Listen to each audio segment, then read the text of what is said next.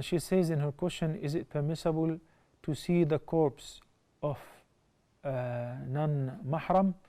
Whatever applies to the living applies to the dead in this regard, as far as the awrah.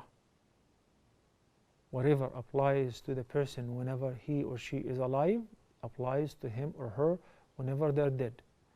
So, somebody who's not related to me, non-mahram, and she was alive, and I'm not supposed to look at any part of her body. Why? Because she's awrah entirely to me. She died, and no one to wash her body, and no woman to wash her body. I am the only one who's going to do that.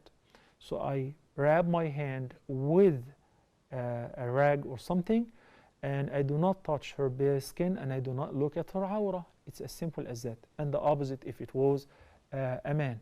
What about a physician who has to verify that the death was natural? With a limit. Whenever he has to do this job, only expose the part which he is looking at, like in the case of the physician when the person is still alive. What about a husband and wife? There is a rumor, again it's something cultural. They say that when the husband dies or when the wife dies, they are not supposed to look at each other. And I mean, the living person is not supposed to touch or kiss or look at the dead spouse, because they are not husband and wife anymore. And I'm really surprised of the courage of somebody to make such a statement with no reference whatsoever. No, Abu Bakr as-Siddiq, it was his wife who washed his body. And when the person dies, if his wife does not marry after him, she will be his wife in paradise, and she is still his wife, and that's why she stays in the iddah, right?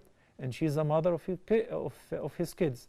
Only if they were divorced before, that's a different case. But a husband and wife, the wife has the right to wash and look at the entire body of the husband, of the dead husband, and the husband has the right to look at the corpse of his wife if he's going to wash her. Wallahu a'lam.